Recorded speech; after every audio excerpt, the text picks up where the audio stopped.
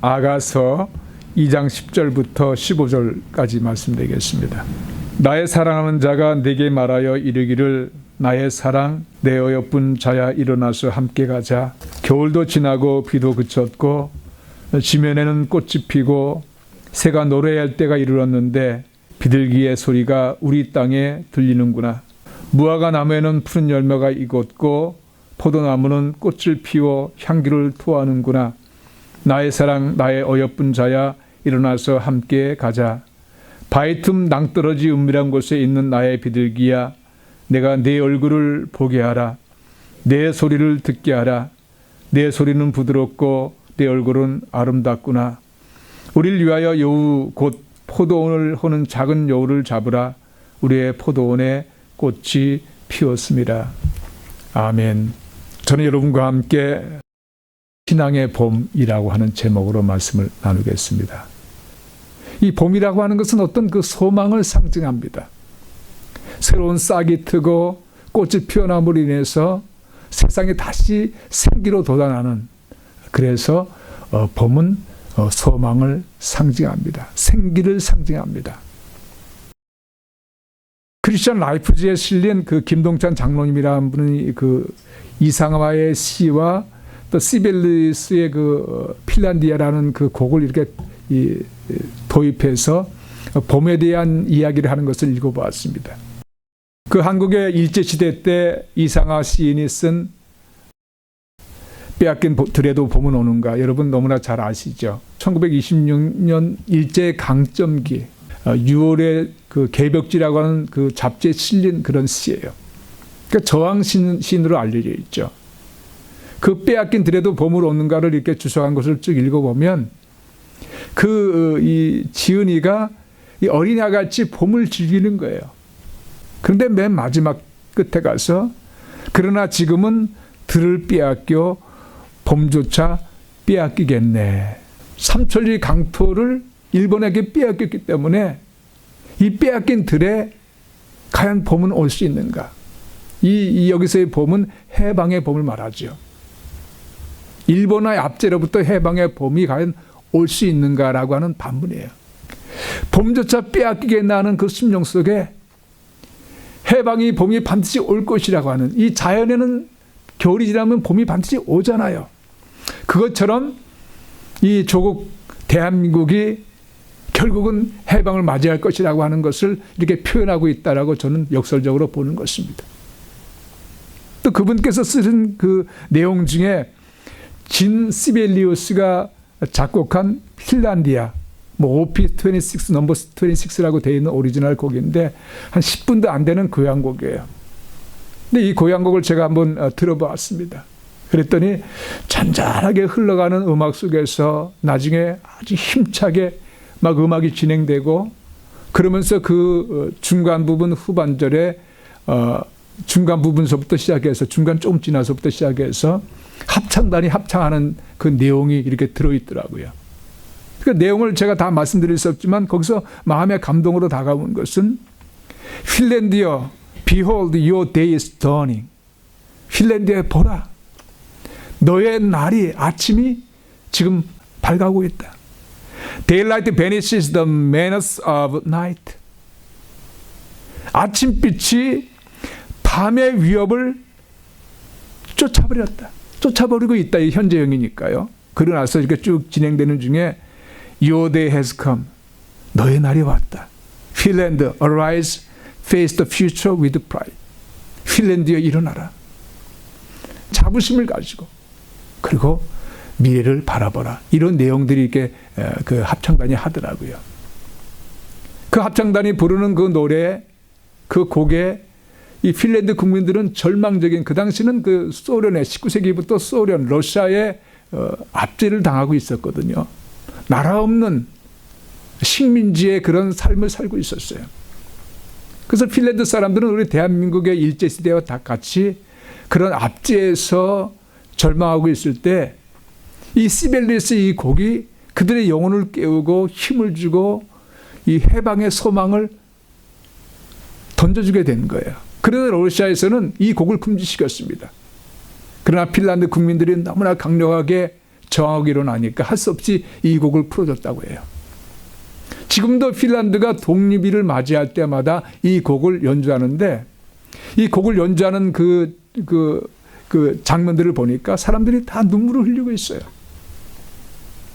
절망과 더 이상 살 수만 없는 그런 절대 절망의 민족의 앞길 앞에 그들은 이 꿈 같은 소망을 그려주는, 격려해주는 이 곡을 들으면서 그들은 일어났고, 그리고 지금 그 해방의 기쁨을 이 곡을 들으면서 누리고 있는 그 국민들의 그 눈물을 보면서 마음에 저도 말할 수 없는 감동을 받았습니다.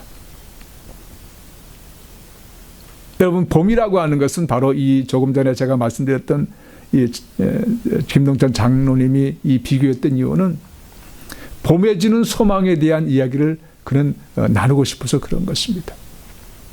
참 봄은 우리에게 따뜻한 향기를 더해주고 무언가 새롭게 시작하고 싶은 그런 능력을 줍니다. 이 자연에서 주는 이 봄의 의미는 그렇게 우리에게 인간의 삶 속에 힘이 되는 것이죠. 그런데 제가 오늘 여러분과 나누고 싶은 것은 영적인 신앙의 봄이에요. 이 오늘 본문을 보면, 아가서의 이 내용을 보면 봄의 아름다움, 이 봄의 아름다움 속에서 두 사랑하는 남녀의 아름다운 사랑을 이렇게 표현해주는, 이 봄의 아름다움을 표현하면서 그들의 마음을 표현하는 그런 장면을 통해서 우리 하나님께서 우리를 향하신 그 사랑, 사랑하는 남녀의 그런 비유로 우리에게 가르쳐주고 있는 거예요. 봄이라고 하는 그 아름다운 그런 배경을 통해서 하나님께서 주신 그 은혜를 우리로 하여금 누리는 것을 보여주는 그런 아가서의 내용입니다.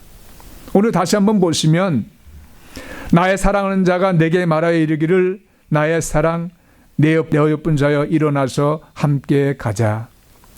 이 사랑하는 사람들은 함께 동행하는 그런 기쁨이 있습니다. 함께 걸어가는 그런 기쁨이 있어요. 뭐 눈깍지가 끼었다고 하죠. 하나님이 우리를 향한 사랑이 바로 그런 사랑이에요.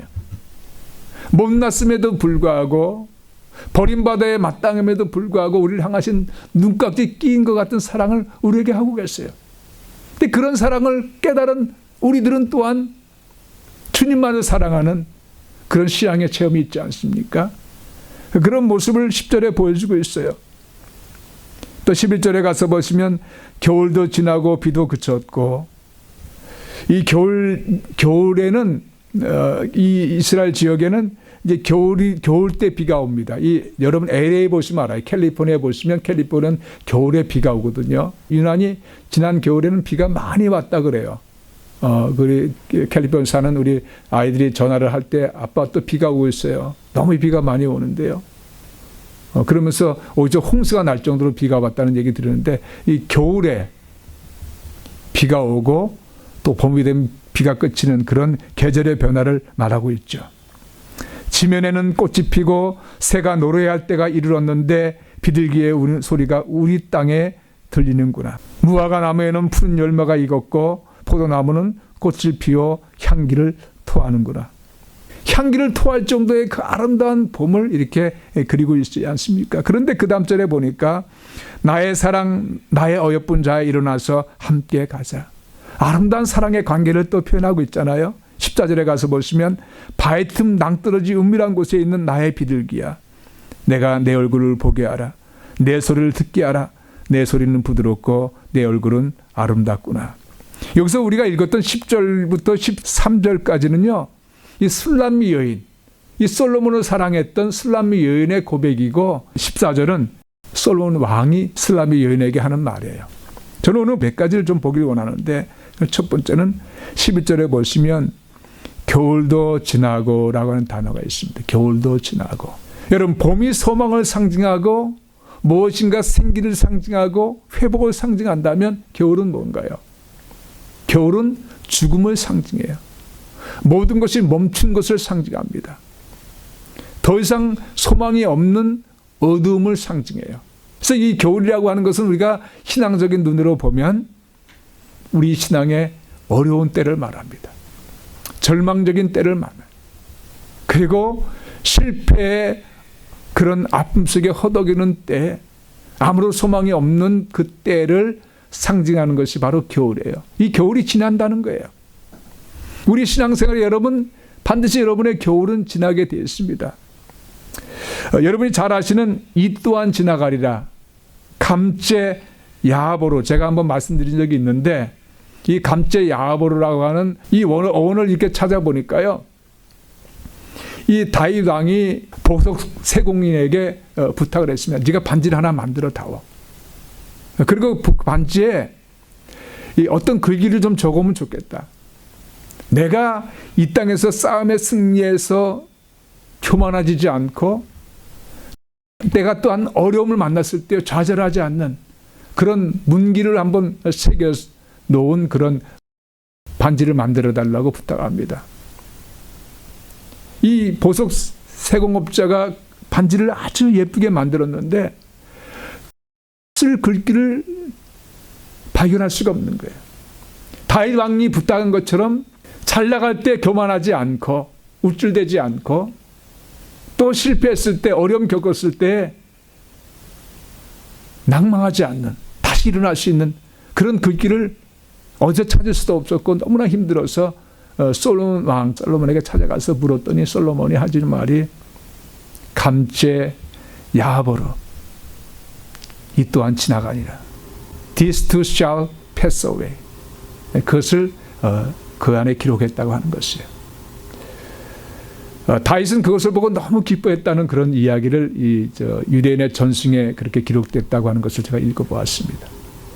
우리 인생이라고 하는 것, 이 땅의 삶이라고 하는 것은 다 지나갑니다. 결국 다 지나가서 결국 주님 만날 날이 오는 것이 확연한 일이지만, 이 땅에 우리가 신앙의 길을 걸어가면서 여전히 이 사계절이, 세상에 말하는 사계절 같은 모습들이 우리를 지나가게 돼 있어요. 그러나 그 사계절을 지나가면서 기쁠 때도 있고 슬플 때도 있는 계절을 지나가면서 우리가 너무 자만하지 아니하고, 너무 실망하지 아니하고, 오직 주님만 의지하면서 살아갈 수 있는 이유는 뭔가요? 그것은 그때는 지나가는 것을 우리는 알기 때문에 그렇습니다.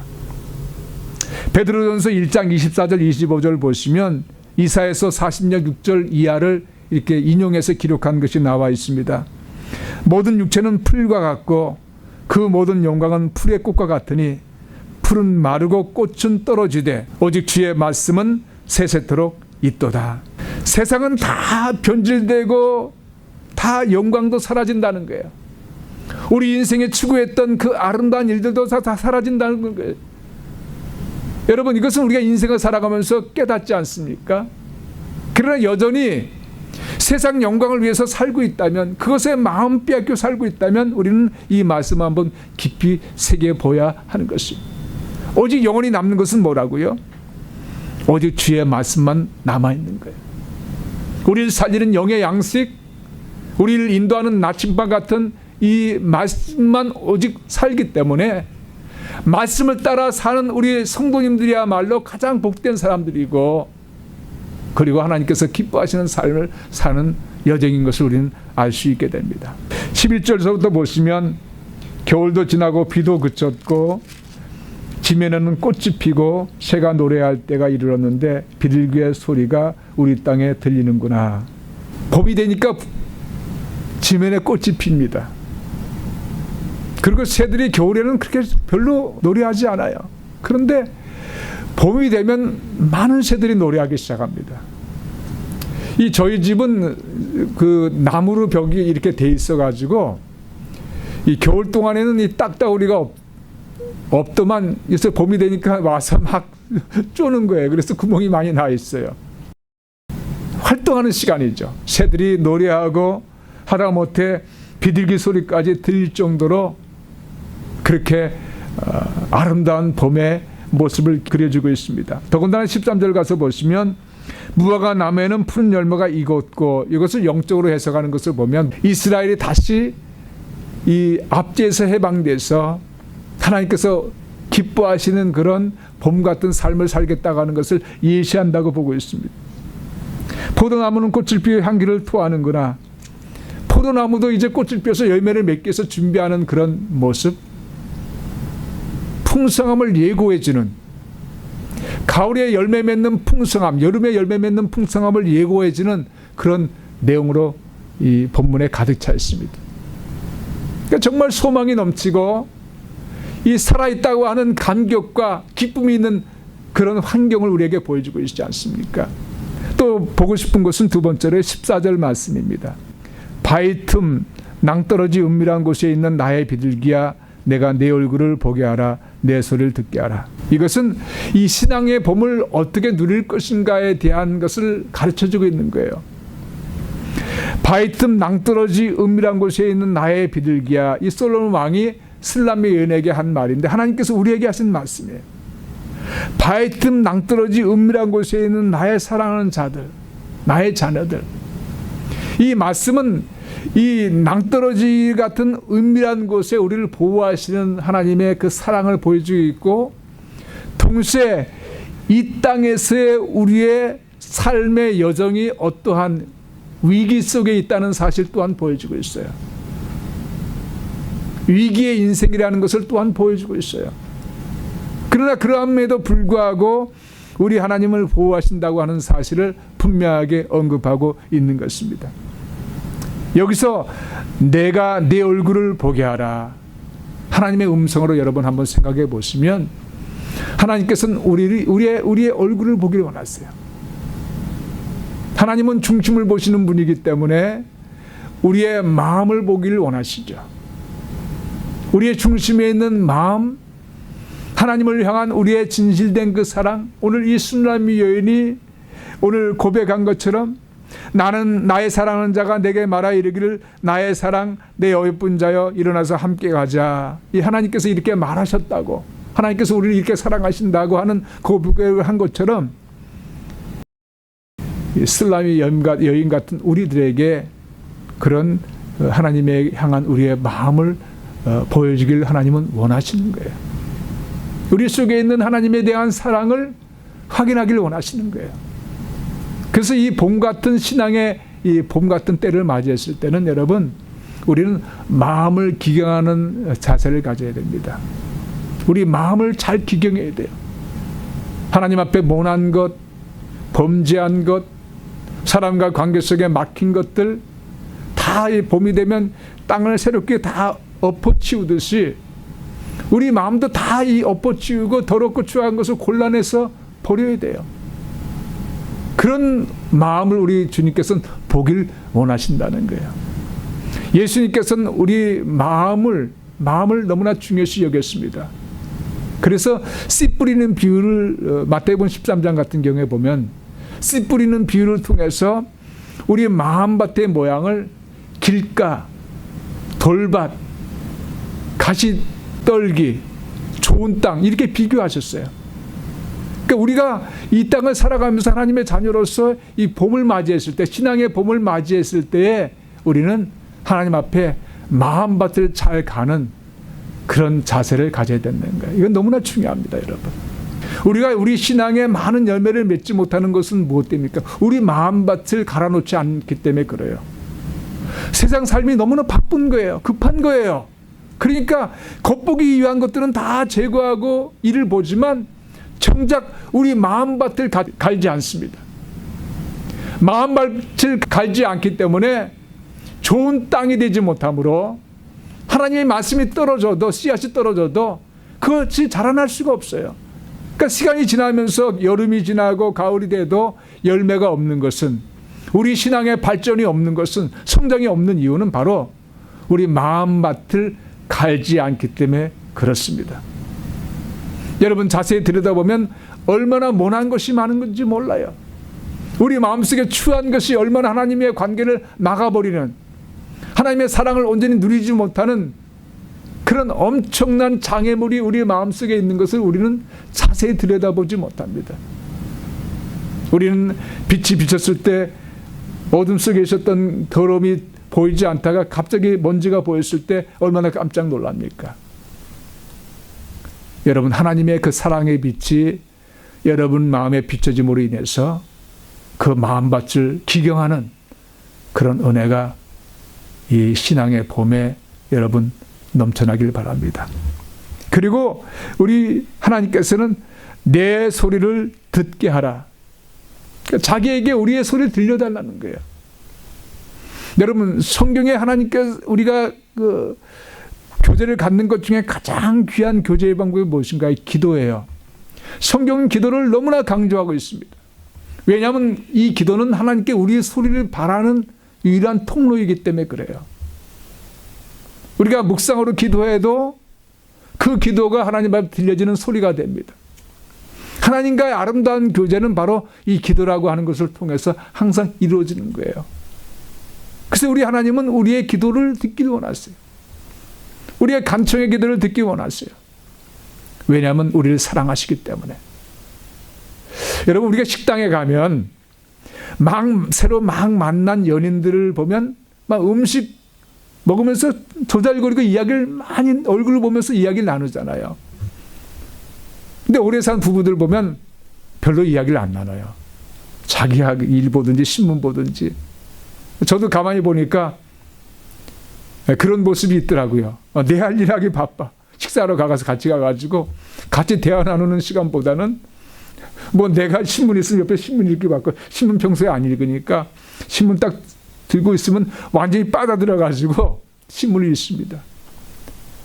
이 처음 사귀는 그런 연인 같은 그런 사랑에 불타는 마음이라면 그거 할 수 있는 시간이 있겠나요? 없죠. 서로 그냥 이야기 나누기 바쁩니다. 하나님과 우리의 사랑의 관계는 그러길 원하시는 거예요. 세상에 눈 돌리지 아니하고 세상에 마음 뺏기지 아니하고 우리의 마음을 하나님께 향하는 그런 소리, 대화를 나누는 그런 관계를 갖기를 원하시는 거예요. 이것을 이 아가서 본문에서 우리에게 말씀하고 있습니다. 또 마지막으로 보고 싶은 것은요, 15절 말씀, 오늘 같이 읽었던 15절 말씀에 보시면 우리를 위하여 여우 곧 포도원을 허는 작은 여우를 잡으라. 우리의 포도원에 꽃이 피었습니다. 이 봄이 돼서 꽃이 피는 포도원에는 그때 이 여우들이 나타나서 갉아먹습니다. 이것은 영적으로 이게 사탄을 말하고 있는 거예요. 우리에게는 여러분 예수님을 믿고 난 다음부터는 적인 봄이 우리에게 항상 있는 거예요. 이것을 어떻게 관리하느냐의 문제일 뿐이에요. 왜냐하면 예수님께서 십자가에서 몸 찢기시고 피 흘리시고 못 박히셔 돌아가시면서 우리의 어둠의 저주를 다 심판을 다 함께 짊어지셨기 때문에 우리는 그분의 은혜 아래에 있는 삶이에요. 비록 이 환경이 이 겨울 같은 환경이 지나간다 할지라도 우리 영적인 환경은 신앙의 봄을 우리는 누릴 수 있는 그런 위치에 있는 것이에요. 우리 주님께서 주신 그 은혜를 누릴 수 있는 그런 신앙의 봄이 우리에겐 와 있는 거예요. 우리는 누리는 것만, 하나님 앞에 우리 얼굴을 보이고 하나님 앞에 우리의 소리를 바라는 그런 관계성을 가짐으로 인해서 그 봄의 아름다운 은혜를 함께 누리는 그런 축복이 이미 우리에게 주어졌다는 사실이에요. 그런데 우리의 삶 속에 가장 속이면서 접근하는 자가 누굽니까? 그건 사탄이에요. 이 마귀가 우리에게 다가와서 우리를 속이고 멸망시키고 죽이고자 지금도 혈안하고 있는 것이 분명한 사실입니다. 이 포도를 망치려고 애를 쓰는 것이 이 사탄의 계획이에요. 베드로가 이렇게 선포했습니다. 근신하라 깨어라. 근신하라 깨어라가 바로 우리가 예수님 안에서 누리는 신앙의 봄에서의 자세예요. 그것이 바로 하나님께 얼굴을 보여드리고 하나님께 기도하는 자세, 그것이 근신하고 깨어있는 모습이에요. 너의 대적 마귀가 우는 사자같이 두루다니며 삼킬자를 찾고 있다고 말하고 있는 것입니다. 우리가 영적인 세계에서 이것을 우리가 깊이 명심해야 됩니다. 우리가 조금 뭐가 됐다라고 생각해서 팍 퍼지는 순간, 긴장이 풀리는 순간에 마귀에게 속아서 넘어가는 경우가 얼마나 많은지 몰라요. 지금 여러분 이 세상의 흐름이라고 하는 것은 얼마나 대단한 폭풍우 같은 역사를 하는지 모릅니다. 우리가 긴장하지 않으면 안 돼요. 하나님의 얼굴을 바라보는, 우리 얼굴을 하나님께 비춰드리는, 우리 마음을 하나님께 보여드리는 그런 깊은 관계를 가져야 될 뿐만 아니라 그리고 더 나아가서는 하나님께 깨어서 기도하는 그런 신앙을 가져야 된다는 사실을 15절에 우리에게 경고하고 있는 것입니다. 우리가 신앙의 여정 속에 보면 봄이 오고 여름이 오고 가을이 오고 겨울이 오게 되어 있습니다. 중요한 것은 겨울을 준비하는 신앙 자세를 가져야 돼요. 우리가 잘 나갈 때 하나님 앞에 어떤 신앙의 은혜를 체험했을 때 그리고 하나님 앞에 이 신앙의 봄 같은 때를 맞이했을 때 그때 여러분 더욱더 경성해서 준비하는 시간을 가져야 됩니다. 겨울을 이겨나갈 수 있도록 이 땅에 육신적으로 주어진 삶 가정 속에 다가오는 겨울을 우리는 준비해야 됩니다. 그리고 마지막 주님 만날 그날까지 주님 오실 그날을 기약하면서 기대하면서 준비하는 그런 신앙이 우리에게 필요한 것이에요. 골로새서 1장 26절 27절에 보시면 이 비밀은 만세와 만대로부터 감춰졌던 것인데 이제는 그의 성도들에게 나타났고 하나님이 그들로 하여금 이 비밀의 영광이 이방인 가운데 얼마나 풍성한지를 알게 하려 하심이라. 이 비밀은 너희 안에 계신 그리스도니 곧 영광의 소망이니라. 여러분 우리는 예수님을 믿는 자가 되었습니다. 영광의 소망 되신 예수님, 그 예수님을 가슴속에 품는 사람들은 항상 봄이 기약되어 있고 봄을 누릴 수 있는 그런 축복이 있는 자리에 있습니다. 예수님을 우리 속에 모셔드리고 살면 왠지 모르게 힘이 나고 소망이 생기고 그리고 이 주님께서 이 십자가에서 이루어주신 화창한 봄의 아름다움을 이 땅에서도 천국까지 누릴 수 있는 그런 은혜를 우리에게 날마다 허락해 주십니다.